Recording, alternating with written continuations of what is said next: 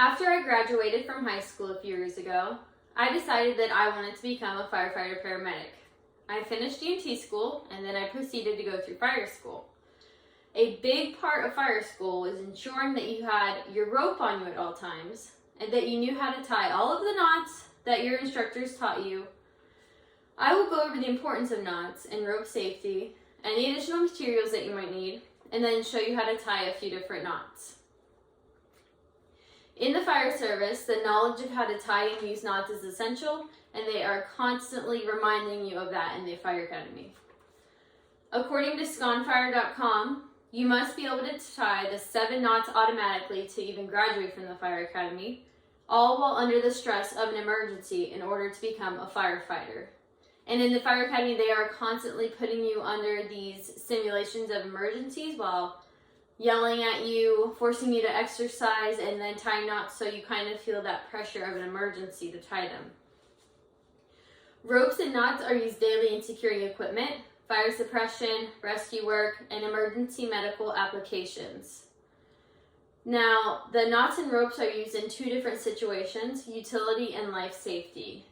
And an example of using a rope in a utility situation is going to be here. It's hard to see, but there's a rope hoisting up a hose to the 3rd story.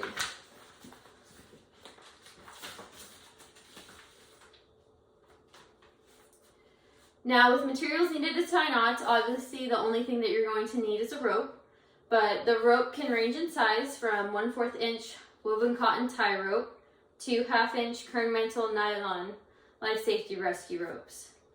And these ropes can vary in length from just a few feet long to 300 feet in length. And here is the kern mantle rope. The inside is called the kern and the outside is called the mantle.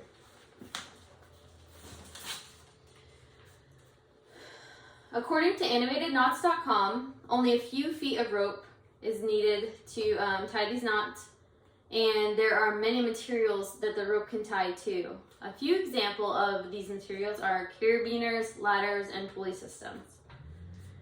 According to the Seattle Fire Department, when tying knots, it's always important to incorporate an overhand safety knot at the end, and that is used as a safety measure just in case your knot fails, you have an extra one.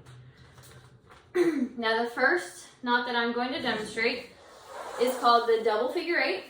So you're going to take your rope, you're going to fold it in half, make a bite or a loop. Loop goes down. Give yourself plenty of room, plenty of slack, because you use a lot of rope in this one. So your loop goes up, around, and when you pull it through this loop, you're going to fold it in half. Hold it right there, and then just bring this loop through this entire mess that you made.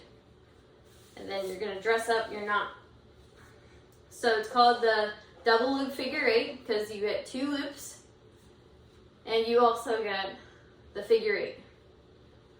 And the overhand safety knot I was talking about,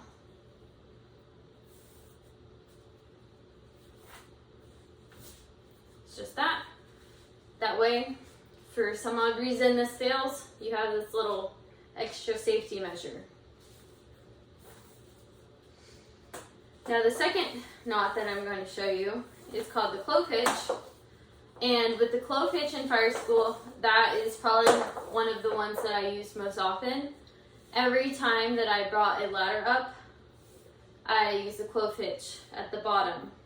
So if this was a ladder rung, my rope would go over. We cross the rope over to make like an X, and then bring it back under, and put it through the loop you just made. Tighten it up and incorporate your overhand safety knot.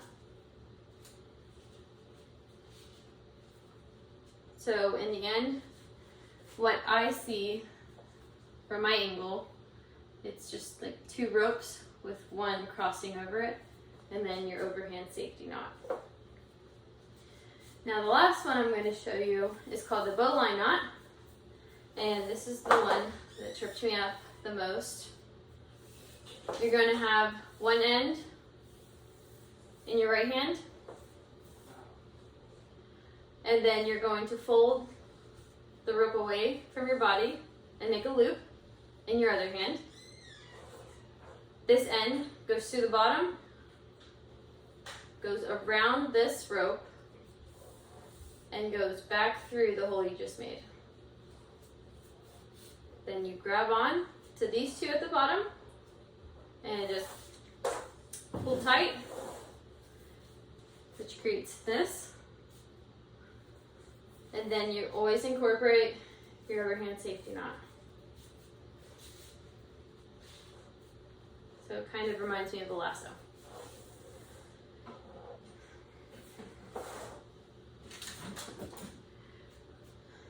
I have explained a few facts in the history of knots and a few additional materials needed besides a rope. I have also demonstrated how to tie 3 different knots and explain the importance behind each one. I hope that you found this topic interesting. Thank you.